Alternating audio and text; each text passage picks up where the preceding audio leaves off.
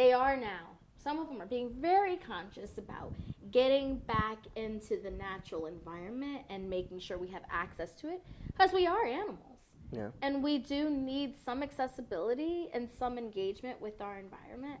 But it has gone to the extreme. Like, what do you think happens when you stick someone in a building or at a desk for 40 hours? And there is a sickness, I think, that happens to the spirit. I agree. I think it's the consciousness of this world has like we actually become enlightened. We have like literally, we are light all the time. And we can. Interesting. I like your play on those words. And we think that we can do everything, Yeah. and yes we can. Yes we can, but it's I think it's a balance. And I do agree. We are moving into building homes that light up, at let's say at 7 they become more red tones and more more cozy, and you're like, oh, okay, I'm going to sleep, so that is happening. But I do wonder if that's affecting people's creativity, Yeah, and I do think that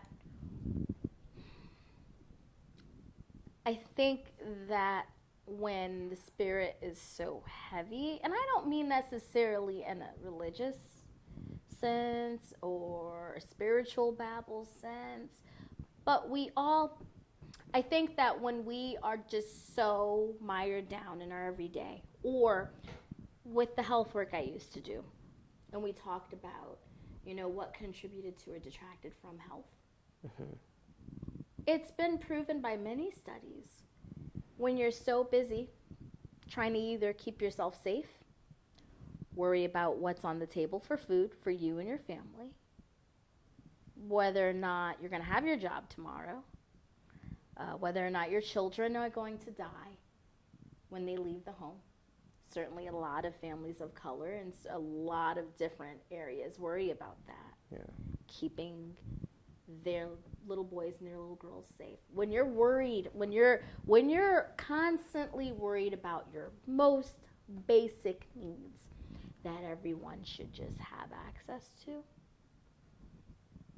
there is no surplus. There's no extra for you to then think about writing a journal entry. Yeah. Writing a poem. Smelling the flowers that might be fragrant in your kitchen. Or even smelling the flowers that might be blooming from spring. There's no time for that when you're on alarm, when there are certain chemicals pumping through your system. Because you see, the way we're built, we were only, for example, adrenaline, it was only to be used for us to get out of dangerous situations, move really quickly, and then calm down, right? And go back to a certain balance. Now you have a generation being bred, most of us, used to staying up here with that. That's not a good thing. So, of course, you won't have then the room to I've been around people who I see how they make space for creating, writing. You're constantly doing it. It's never done. Photography, even when I don't have my camera, I'm always still taking pictures and images, I think, in story. But again, if you're constantly worried about these other things that aren't covered, you're at such your spirit can't rest. It can't relax. There was a period in human history where, you see these bursts of creativity, right? The great music that comes out, great pieces of literature, leisure time. We've now become high off of busy time. Yeah. Everyone's bragging about how busy they are. I'm guilty of it too. Oh, I'm busy. Oh, I'm doing this. And it, instead of, luckily I know I'm not a parent, so I don't, my time isn't, I'm not competing with my children and my creativity. I actually get to just focus on all my projects. So you're babies. They are. They are. That's how I mother in the world. And it means a lot to me. And something tells me that if I did, again, I don't know how it would play out, but even if there were children on deck, for me, I need it. I actually need my creativity. And we have to find a way to get that message across. That creativity, again, it is a birthright. And I stand by that statement. Mm-hmm. It feeds our spirit. I've seen people, for example, when they're so happy, engaging in those magical moments. There's a medieval festival that for a couple years I was a fairy in the Enchanted Woods, and it becomes a Sherwood forest. You know, it's called Mutton and Mead. It's coming right up. It's this amazing event. It's next week, right, or something? I think it's in a couple of weeks. I think the weekend of June 21st. Yeah. Okay. Yeah. And I'll never forget. I saw we give away like fairy dust, right? Because we're little fairies, right, in the woods. And this little boy runs back to his mother and says, "Look, Mommy, she gave me fairy dust." And it almost brought tears to my eyes because, and even the adults got in on it. We want some fairy dust. Imagine what the world would be like if we knew we had access to that fairy dust. Yeah. And which we do. And I may sound crazy for saying this, but we actually do. It's just we need to somehow get the message across. Like, busy isn't where it's at. Yeah. And true to even the message of what I just organized, the Slow Living Summit, about being present and mindful and giving back to yourself and your neighbor and your community, that also includes creativity. Mm-hmm. You know, and that is a giving back to yourself. It's allowing you to play. Mm-hmm. It's allowing you to go back to that space. What was it like to play? Even we have a post about that too on Roundly Creative. When is the last time you played? And a child about a month and a half ago just asked me that. She said, "Are you coming to play with us?" She asked. And again, it was so sweet and endearing. And I thought to myself, when, you know, and I will say, I do make sure I play. That's good. Playing is really good. Yeah. It's important.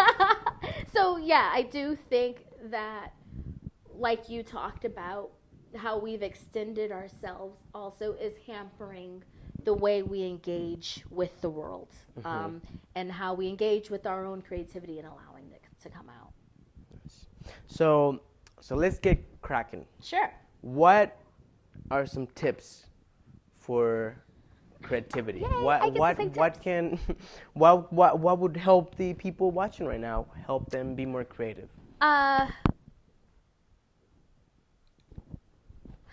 This is going to sound very funny, ironic coming from me, because anyone who sees me moving around town, they know I move like shoo. Have still moments. Be still. Even if it's just for a moment. Even if it's at your desk. Even if you have to get up and take a walk away from your desk or wherever that moment is.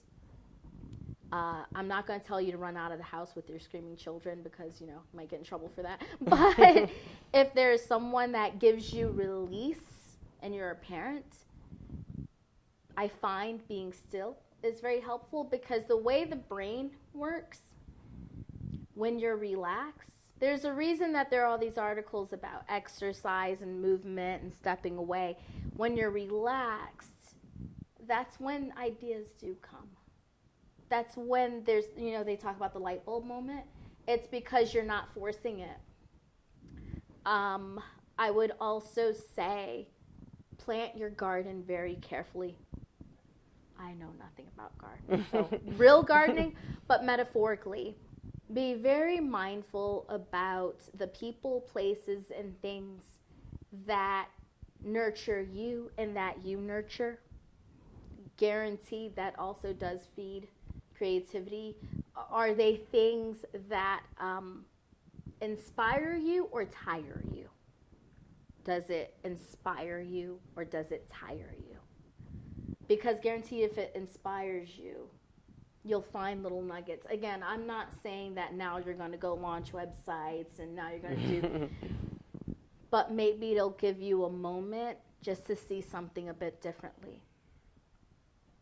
I would say also being comfortable in your skin is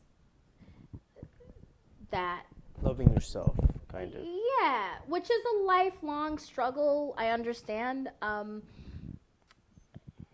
Being in relationship with yourself is a long-term dysfunctional relationship. It's a rough one. It's a hard one. But I would say any moment you can give back to yourself and be comfortable with yourself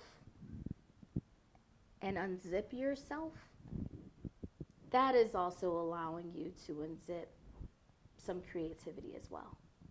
Things about yourself that you probably would be surprised about, that you've kind of been holding back. Taking those moments. I would say, I'm going to keep it very simple, so those would be my key pieces of advice.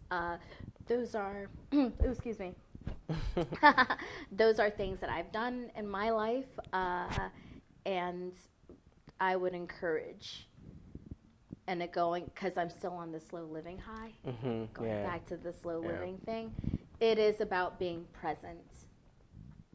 There is a quote that talks about, it's a Buddhist quote, if you're washing dishes, just wash the dishes. Nothing else. Right, if you're having a conversation, just have that conversation. I think we don't do enough of that. Again, I'm guilty. I'm not saying anything that I don't struggle with. I'm just as guilty. But those would be my tips on how to live what I like to call a wildly creative life. Cool. Well, you heard them here, and if you see them somewhere else, have they copyright? Well, no, not. Okay. You can use them though. You can use them. Go ahead, share it. Sprinkle it around like fairy dust. Cool. Well, we're closing up to the end of this interview, which has been awesome. Thank you so much. I'm so honored you had me on. But before, thank you for coming. But before we go on, I would like to ask you, what are your, other projects that are coming other than this? I have an art show coming up that will be going on July and August at Flat Street. It's going to be my photography that's going to be up. You'll definitely be hearing more from Wildly Creative. So if you're also a creative in any capacity, actually, and you don't even have to be in Brattleboro, get in contact with me. I'd love to interview you for the site. We also will take writing submissions. I would say I'm going to be working on other stuff that comes down the pike. I'm known as Shanta L on Facebook. You can find me. You can find me pretty much anywhere. Put in all these links right now, by the way. Yeah. So, I would say those are the different ways that you can engage with me and see what's next. Watch my Facebook. I share a lot of stuff on there. My writing, Real Talk, Reformer 802 Real Talk is the piece that I have, the blog. And I do Ponder This, Green Mountain Mornings with Chris Lenoir. So I do that every Chris is a good Wednesday. guy, Yeah, I love him Chris. Once, yeah. Yep. So, those are different places where you can see me, hear me, talk to me, find me. And if you see me in the street, just talk to me. I'm very visual. Yeah, you'll see her around. Yeah. Is this gallery the Perfect Imperfection? No, this is different from Perfect Imperfection. It's just my own work. Okay. Separate from Perfect Imperfection, which is, as everyone knows, a project with Liz Livornia and I'm involved. That's That's right here. Yeah. Yeah. We're all perfect imperfectly. Yeah, perfectly imperfect. Well, Shanta, thank you so much for being on the show. Thank you. Thank you for coming and watching this stuff. Thank and I guess I should go to this camera over here. There we go. Thank you for staying with us in this hour. And please stay tuned. You can also follow me on this Twitter and on this other thing and all this information that I'm putting. And stay tuned. Maybe I'll have some other musical guests and more stuff. But again, today, Shanta, thank you so much for being here. Thank you. My pleasure. Thank you. My pleasure.